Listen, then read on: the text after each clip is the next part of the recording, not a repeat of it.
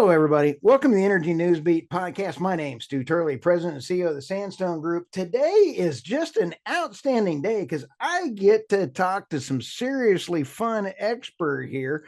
We've got Riley Trettel. He is the VP at Data Center Development at Hut 8. But before we jump in, there are things that are going on in the United States grid that are very critical.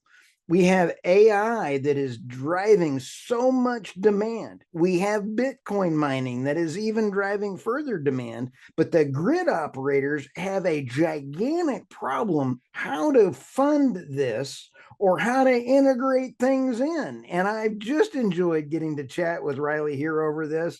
And this is going to be an outstanding energy discussion. Thank you, Riley, for hopping on the podcast today. Well, thanks so much for having me, Stu. I'm really honored to be here. Well, I tell you what, I really enjoy this. Tell us a little bit about what you're doing there at Data Center Development at Hut 8.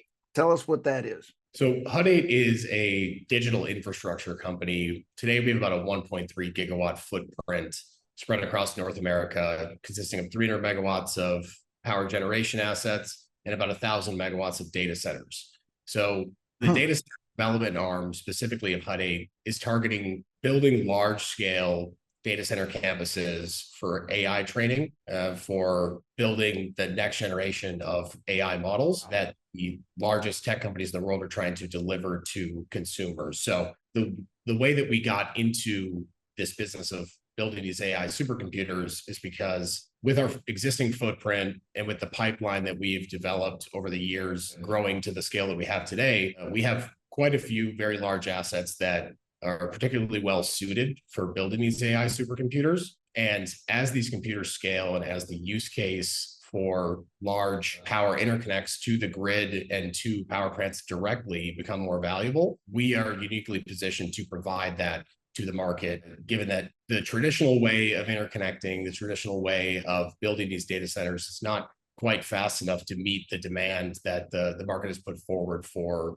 new models and new capabilities in AI. I believe even the EIA has said, I have to go fact check myself, and there's about 4 or 5 different reports, but one of the reports has said that ERCOT has to double their capacity within the next 5 years. You know, it took us 100 years to get here. Yeah, I would say that a lot of the estimates of where capacity is going to go are undershooting of what's really going to happen. I mean, on a long time scale, the thing that I'm very passionate about is increasing energy consumption and the efficient use of that energy for useful technologies globally.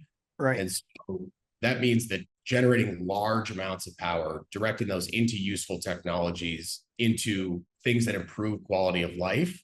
And that scales far beyond ERCOT or PJM or MISO's capacity. And so on the long tail future of humanity, there are serious considerations. How much power will be consumed by computing in terms of the overall percentage of power that we produce? Today, it's only about 1%. That could scale up to 99% on a very long tail future. So really just focus here on taking the power interconnects we have today, taking the pipeline of these interconnects that we've developed, and dropping the most useful technologies that improve quality of life on those. And so taking those assets and direct humanity's energy into things that can improve our society. So that's what we're focused on and building today. And we think that this is something that's going to scale for hundreds, if not thousands of years into the future. And we're really excited to be here kind of in this new technological industrial revolution that's happening. Yep. Geopolitically, things are moving and shaking. In the energy world, things are definitely moving and shaking. And in computing, we're seeing a huge renaissance in data and software side technologies that are driving physical use of energy and computing to very large scales. People in Silicon Valley are talking about 4 gigawatt, 40 gigawatt computers already. And the system was definitely not built to handle those types of loads. And so we're really trying to know where the puck is going and really understand the fundamental technology that's being deployed here and where it's going to go in the future as opposed to what's needed now. So it's fun to discuss the history of AI and AI more broadly, machine learning and deep learning, to understand why are we here and where are we going. So deep learning itself is simply the act of a computer learning and being reinforced on a pattern in data. Right. So you push data through a computer, it learns what patterns in that data, and then new data that the computer encounters, it will be able to recognize those patterns and give you a result. So the early days of deep learning were very small models, very small data sets, and small computers. And the results of that research were, wow, the results that this computer learns these patterns fairly well. Let's try it with more data and with a larger computer. And then people were pleasantly surprised. They said, wow, this thing is pretty good at pattern recognition. Let's throw even more data at it. And this has continued for 15 to 20 years to we got to the point where they said, all right, let's scrape the entire internet for every single piece of text that we can possibly get our hands on, every single piece of human interaction. Let's boil that down into a massive data set, and let's design a model that can take advantage of the connections within that data set. And there was a really big innovation that happened with something called a transformer. So what a transformer does is it essentially, in a very simple sense, increases the total context window that the model can think in. So holistic models that of yesteryear that operated sequentially could only think from one word to the next. Whereas with transformers now, the model can think about what it was saying 80 or 800 words ago, and it can also look forward 80 or 800 words to decide what it should say now based on what it's going to say in the future. So it has a much higher attention span, and it selects its words more carefully based on that attention. This is what drove a huge revolution in large language models that we see now with OpenAI. ChatGPT is more and more ubiquitous in the business world. At least I use it every single day to improve my productivity. And if you don't use it, or if anyone listening doesn't use it, you should try it out, and you should see the capability that it has. It can speak fairly well, but because of this is just the next iteration of the AI experiment, which is more data, larger, more capable model, and a bigger, and it came out with a good result. So as we look into the future, people are starting to think, how far can this pattern recognition theme and can this experiment truly go? If we give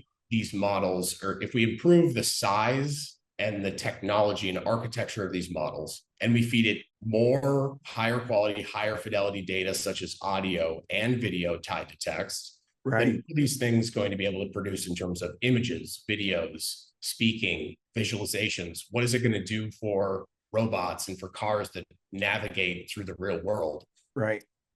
The traditional way of thinking and how this experiment has gone in the past is that with more data, with a better model, it's produced a very good result. And so you have companies like Google, Microsoft, Amazon, Meta, who essentially see the road converging toward an ultra capable model AI agent, so to speak, which people like to talk about as artificial general intelligence or artificial superintelligence. Whether it reasons or not, there could be a very powerful AI hidden in here if you build the compute and you build the model and you collect the data in order to train it. And so a lot of these companies view having this AI or building or birthing this AI as an existential threat to their company. I guess so one of their competitors having it and having access to it and building it, they view that as an existential threat to their own business. So it's essentially the most expensive technological non-military arms race that's ever taken place in the history of humanity. And a lot of the leaders of these huge companies are willing to spend a vast amount of capital to race or to not be second place or not be third place to one of their competitors. Being second's not too bad. Being third, you're out. But I'll tell you, I've enjoyed watching the evolution, and there's about 19 questions I've had. You've had great comments here, and I'm trying to get them, but I've enjoyed watching Grok on X evolve. And I have really enjoyed how useful it is for me. I use Grok on X all the time. And it is a phenomenal research tool for me. And I think Elon has done a great job getting his team doing that with eliminating a lot of the biases that I've seen in open chat GPT and all those early on, it looked like they were trying to change history because their machine learning was actually pre-programmed into certain ways. And so when you have that in as it's trying to learn, hats off to Elon. And I think that he has done a great job with Grok. I don't know how it stacks up with everybody else's opinion, but my personal use of the others is their biases were coming across because they don't like it. Was very evident when I'm asking research questions of Chat GPT or any of those others, because I believe we should use the lowest kilowatt per hour to deliver to everyone on the planet to eliminate energy poverty. And I really don't care what form of energy we use, if it's wind, solar, but if it's not good for the environment, let's do it. Let's not use it. Well, wind is not always the best solution to use. And that's what gets me cut down. And then when you see the biases coming back out, you can see that they have biases built in. How do we eliminate biases, Riley? Does that make sense? Yeah, it does make sense. And you're spot on that Elon has done an excellent job on this front. He was able to spin up Grok relatively quickly. He was a bit behind the eight ball compared to some of the other companies. But today, Elon will probably energize the largest AI supercomputer before the others. So he's making very good progress on his Isn't that great? And that's going to be a 100,000 GPU cluster, which would be a very capable machine. So when that is fully spun up and really begins its training cycles, it's going to enable much larger model architecture. And you're going to see in real time, I'm glad that you're a Grok user, you're going to see in real time the capability of that system increase. But what you're touching on there about how the model thinks and its biases is a huge conversation called alignment. And so alignment in AI it was born out of AI safety research. And essentially, a lot of people who know far more about this technology than I do, and I'm not the most equipped to talk about AI alignment. You'd have to ask the researchers, the universities and in the big tech companies who are dedicated to this. Let's get Elon on the podcast with you, and him. Let's do that. That would be great. I'd love to discuss alignment with him. He has some very good thoughts, but Elon acknowledges that this AI, it could be very dangerous if it's not aligned with humanity, if it has improper incentives. And so I think what is going to happen is what we're already seeing play out. So we have models that are released by various folks, and they have different biases in them. But naturally, because of that, you have different choices in the market of which model you're going to use. And so maybe there won't be a single model that's perfectly unbiased and perfectly aligned with humanity. Humanity is a very wide range of thoughts and ideas and beliefs. And so you have different models trained by people and trained on data that comes from different experiences. Then you have a selection in the market. But the key is that it remains decentralized. There remains a race toward the top. As long as any one individual company doesn't kind of have the master model at any given time or the master supercomputer that is the most capable, then we're going to continue to see the variety, and that should definitely help with alignment. But on the energy front, you touched on a good point about what energy is going to need to be used to build these supercomputers and the renewable attributes of it, or how good it is for the environment, so to speak. The most logical answer is definitely nuclear for these workloads. And you're seeing a lot of that in the market today. So you're seeing Constellation fire up the plant for Microsoft, 3 Mile Island, and you're seeing. I did not have firing up the old 3 Mile Island on my bingo card last week or week before. I did not see that one coming, but it is cool. We need to fire them all up, fire all the old nuclear folks back up. It's amazing. I love nuclear. The nuclear renaissance is really what built the United States transmission system to what it is today. Our transmission system is insanely beautiful and highly capable and complex, and it has such high capacity and such high reliability because it was really built around these huge nuclear assets. And so seeing that technology have a renaissance is amazing. However, there's a big headwinds that everyone in this industry trying to develop these large data centers is facing, and that is from regulatory. So not necessarily that people don't want to see these data centers be built, but just that there's a lot of red tape and paperwork and different stakeholders in the process to get connected to the system at this large of a scale. We're talking about this system is built around the largest power plants. Think of the dam Grand Coulee in Washington, or Palo Verde Nuke in Arizona, or Vogtle in Virginia, in Georgia. 6, 4, and 4 gigawatts. Those are the largest single generating assets on the entire system.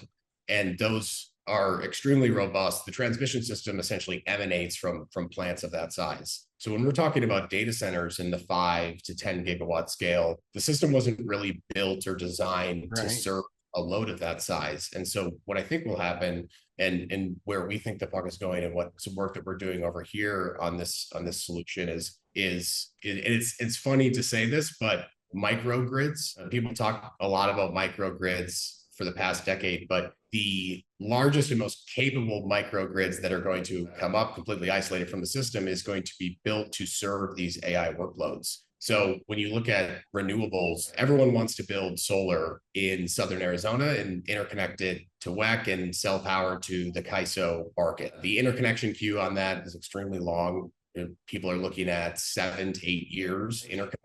And so there are a lot of people with modules onshore, with equipment, with tens of thousands of acres of land that can't deploy these assets. Whereas what is a data center? A data center for training AI or other use cases in a large concentrated fashion is essentially an analog of the consumer load profile of the grid. An always on load that may fluctuate up and down from time to time, but it requires a high level of reliability. And so, but is also a buyer of power 24/7, just like consumers on the grid are. And so there's a world where you can build a massive islanded solar plant on tens of thousands of acres in Arizona for folks who have modules and who want to deploy them faster than they can deploy them interconnected into the system. And you can set up a PPA with that solar facility and an offtake that is just as financeable as connecting that to the system, where either the data center or a massive battery storage system is buying all the power that comes off the solar farm. So the solar farm doesn't experience any curtailment. It has a fixed price or variable PPA based on where it's located with the data center and a battery. And then the data center and the battery, and the key thing to understand is that a data center already has a battery. So data centers as they're built today, traditional data centers for these types of workloads, have a UPS in them, uninterruptible power supply. That is something that continues, that maintains a steady, constant flow of power to the computers if there are frequency deviations, or if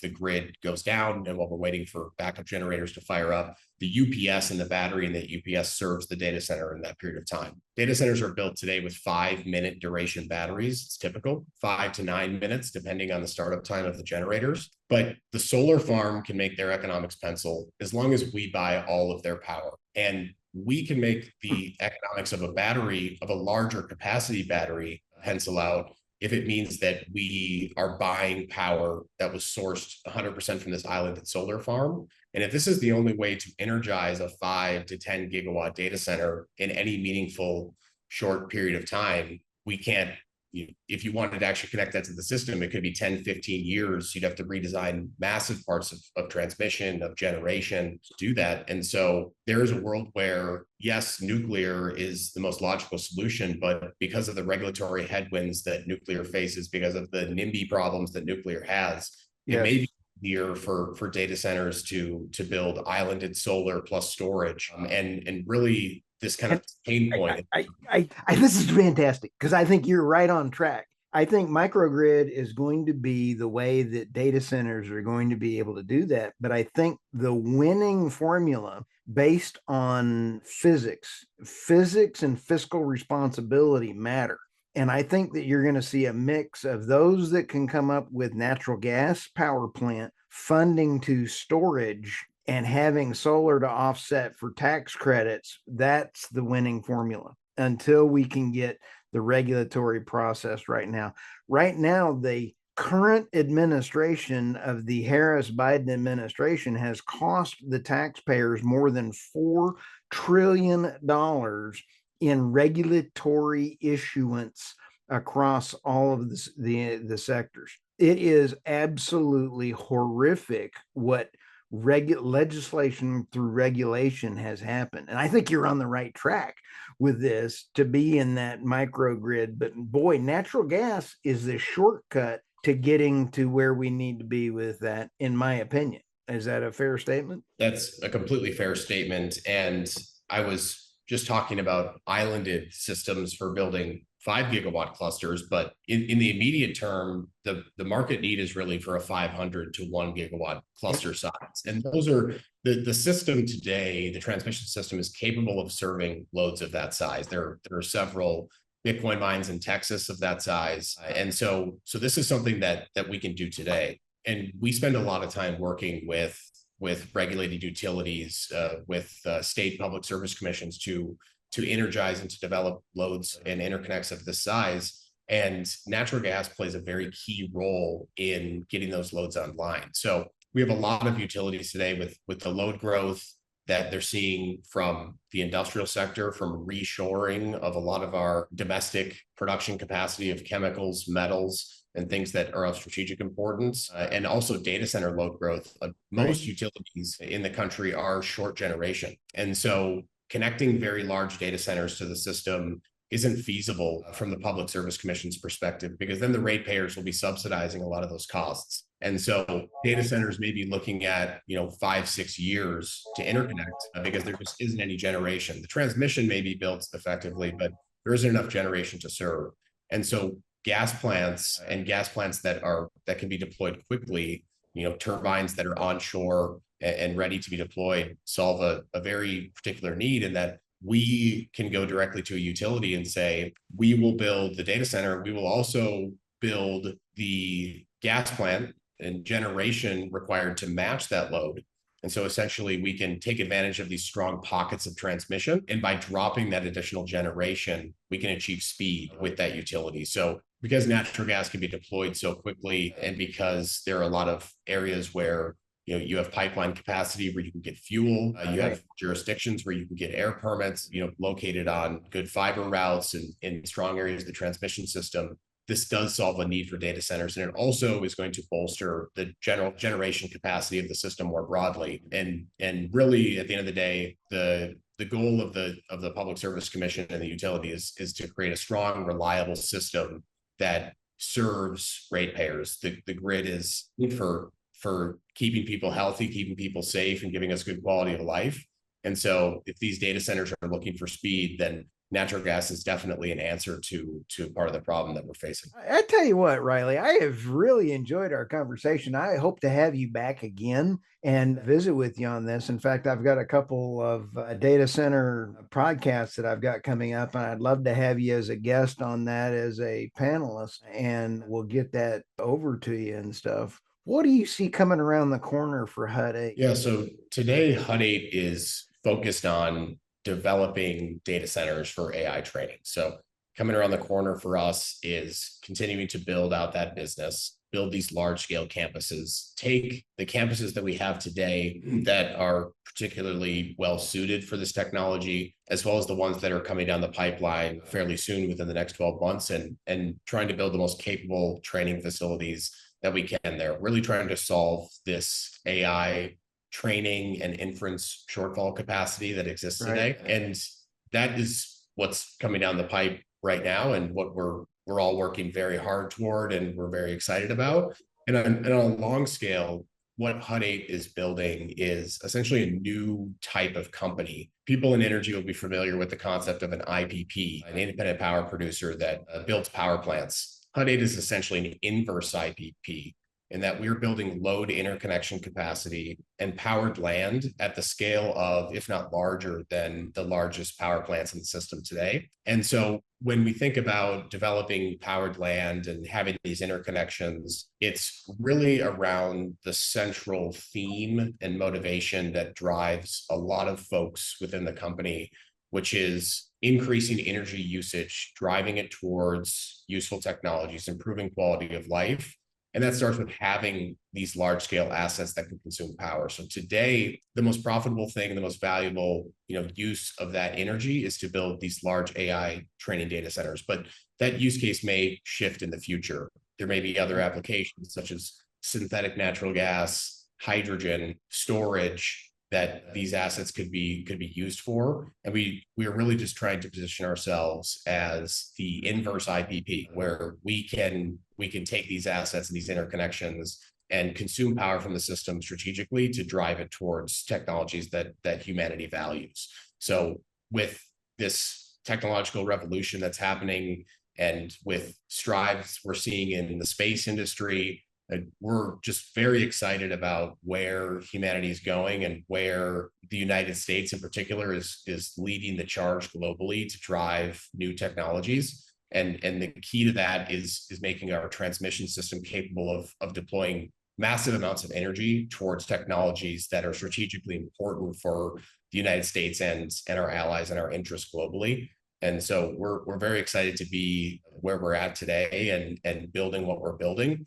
And it's going to be a very interesting future in the short term to see these large AI training facilities be built, and the capability that AI is going to have when these things come online is going to be just mind blowing. And I think it's really going to drive a lot of efficiency and a lot of more quality human interaction into our society. People are going to be able to focus on higher level things that maybe the AI can't do. Maybe the AI isn't going to be able to think or rationalize, but it's going to be very good pattern recognition, and it will be able to do a lot more detailed analysis of things that humans just aren't good at, which then frees up humans to do things that we are good at, are more artistic and more creative efforts to really, improve society. So we're excited to see that in the short term. And in the long term, we're excited to see where this can go and what humanity can really do if we start to maximize the use of energy. Well, that is really cool. Riley, how do people get a hold of you? So I'm not super active on social media. Is something that I want to start working on and start like putting out a little bit more content. I do have a LinkedIn profile, which you may be able to link in the show notes here. I have personal Twitter, which is not very active. I do a lot of reading. I don't do a lot of talking. I like to sit and observe and take in information on that. So I guess maybe on a future episode, if I come on, Stu, I'll have a more developed social media profile that I can advertise. Well, just LinkedIn is great for the business environment. And I think that you, Riley, are actually going to go very far in life. I can tell by the way that you do think rather than run down the road, and you're doing this. I'm just really excited to have gotten to meet you. And I'm excited to find out about what's going on at HUD 8, and I'm looking forward to our future conversation. So thank you for stopping by the podcast today. Yeah, I really appreciate the kind words too. It was great to meet you as well. I'd love to come on future episodes. There's a lot more to dive in, especially with regards to energy and the market today and how the market is going to evolve. So there's a lot going on and we're really excited about it, but I appreciate you having me on. Sounds great. Talk to you soon.